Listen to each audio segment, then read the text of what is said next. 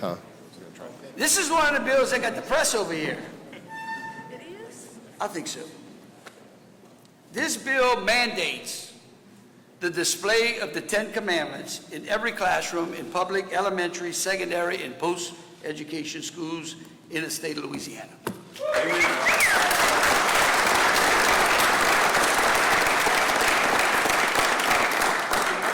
Because if you want to respect the rule of law, you got to start from the original lawgiver, which was Moses. That's right. Amen. All right. God gave, Moses received. That's right. He got his commandments from God, and then he wrote them on for us. All right. Thank you. We're so blessed to have a governor. It was no guesswork. We knew we got it to him. He would sign it. And what a great day it is in Louisiana to have a governor who supports traditional values, our families, I just can't thank you enough, Governor. It's just, after serving 8 years prior to you, it's like hope is in the air everywhere. Well, I think it's important, you know, as I served as a member of the United States House of Representatives in Congress, and if you have ever been lucky enough to travel to Washington, D.C. and go into the House chamber, there are faces of people who have made great contributions to Western civilization. And all of those faces are half face, except for one.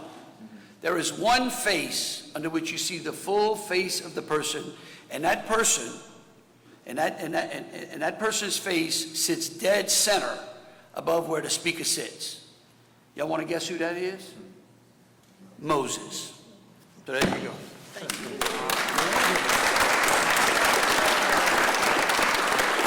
This bill that we're going to sign, I got to tell you, the legislators behind here worked extremely hard. And while some people thought that we could not get this done, we all believed that we could. And because we don't quit. We don't have any punters on our team in Louisiana. And this bill will establish the education scholarship that this state so desperately needs. It proposes the creation of Louisiana Giving All to True Opportunity to Rise, which is the Louisiana Gator Scholarships. That's why you see the kids with their great alligator beads, and the chairman. Oh, you got one too? Yeah, no. We're going to throw those out for Mardi Gras this year. As you can see, this was a concerted team effort by not only the legislators, but all of those associations and all of the parents that wanted an opportunity to see their child have a quality education and to be able to control their tax dollars. I think that this is a responsible bill that starts first with parents, with children who have special needs, and then we work our way up the income ladder, and eventually this program will be accepted by every parent in this state. Will have an opportunity if they want to send their child to school other than the public school in their district. So, Rick, thank you so very much. These bills, but between the one we signed today and the one I signed with Senator Abraham, because he's not here. No. Oh, no, he's not here. He didn't.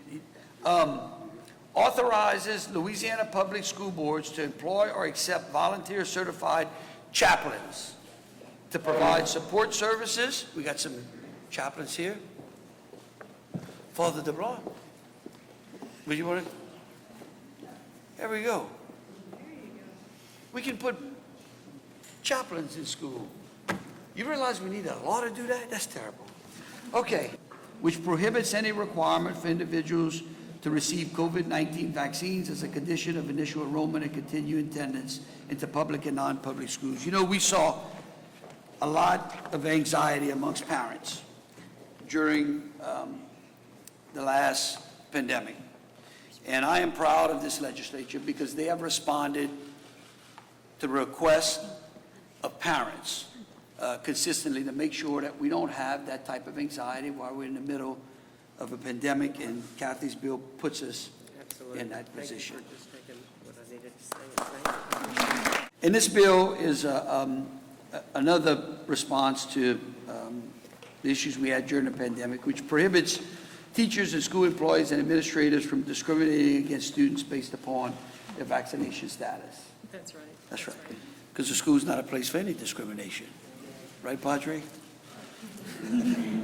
We have House Bill 121, which mandates that public schools in Louisiana may not adopt policies that require the use of names and pronouns of students and employees that are inconsistent with their God-given sex, as listed on their original birth certificate, and employees cannot be compelled to use such names and pronouns nor identify their own pronouns against their will.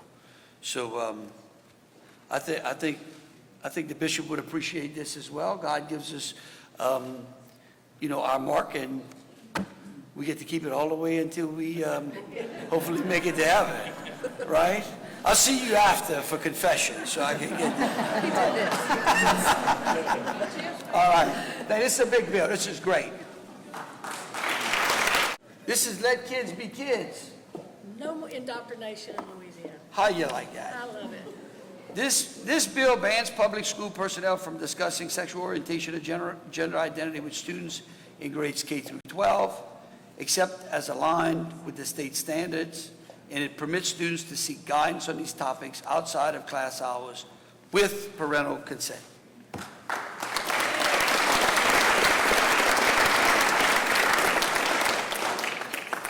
We're blessed to have a governor that supports common sense bills.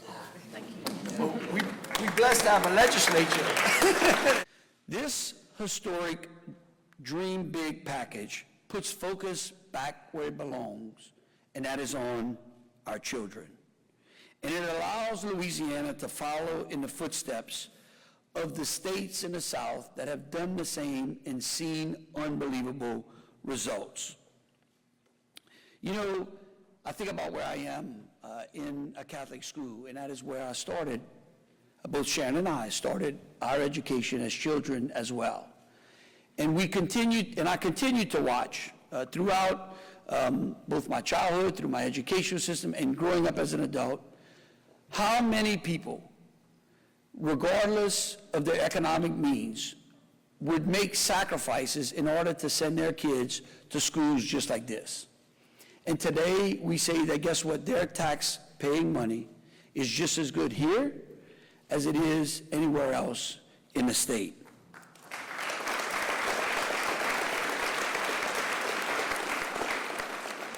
The foundation of a good education comes down to teaching the basics: reading, writing, math, and history. You know, Louisiana spends more per student than Mississippi, Florida, and Texas, and even more than Alabama. But yet, our kids are not getting the quality of education that they deserve, and those states are doing a better job. 20 years ago, the state of Florida's educational system was no better than where we are today. And last year, they were ranked #1.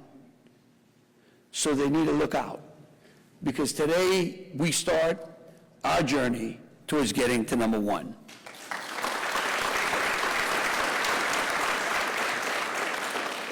The steps that we took were simple.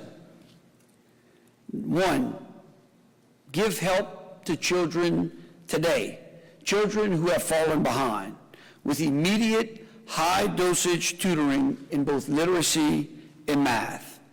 Step 2, mandate what our children are taught and make sure it aligns with what they need to know to be successful in the workplace. 3, give all parents control over their children's education by giving them not just a choice, but the opportunity in the form of education scholarship accounts. And 4,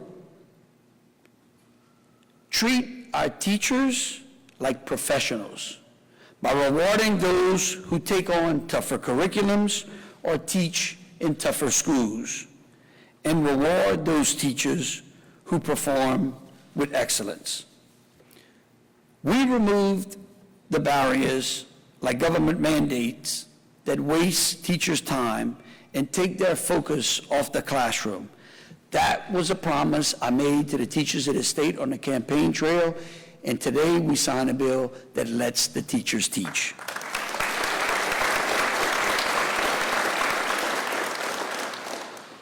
And so I know you believe in our kids, and we should trust parents too, because today we start to match our actions with our beliefs and our historic Dream Big package.